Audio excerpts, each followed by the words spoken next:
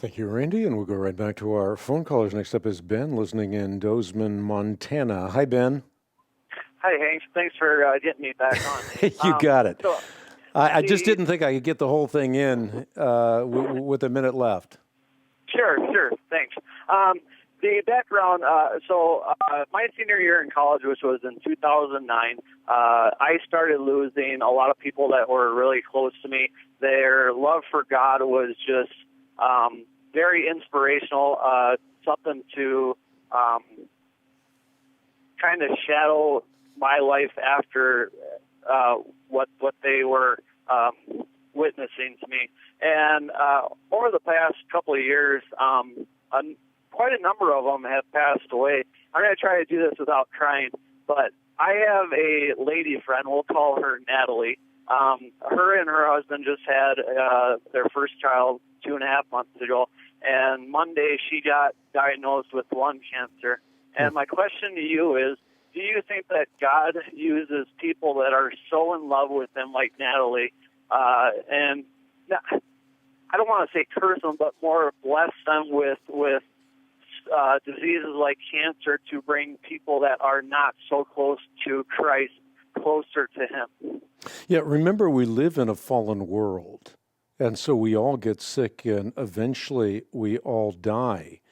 And certainly the Bible makes clear that God works all things together for good to those who love Him and are the called according to His purposes. But this does not in any way militate against the very certain notion that sickness and death is the enemy. We live in a cursed creation, and we look forward not to a magic bullet in this world, but to resurrection. That's what we'll be celebrating this Lord's Day, as we do every Lord's Day. In fact, we celebrate the rest we have in Christ, who delivers us from sin and the grave. So ultimately, in this world, you will have tribulation and sorrow. Take heart, however, Christ has overcome the world. Now, the Bible does teach that some are sick as a result of sin. But Jesus made it very clear that that is not always the case. I mean, if you think about the man born blind in John 9, the disciples asked him, "Master, who did sin, this man, or was it his parents?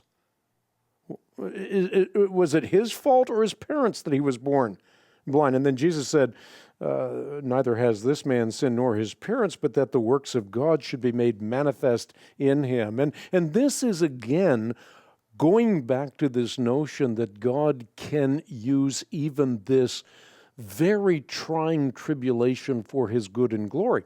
But when we lost a preborn child, I mean, the ultimate conclusion we came to was that we are not to ask the question why. We are called to trust God in the midst of our lives, and is given ample reason for us to trust Him. So we say, once again, I trust you, Lord. And this is how I start every single prayer. When I start praying, the first thing I do is I say, "Lord, I put my trust, my faith completely in you."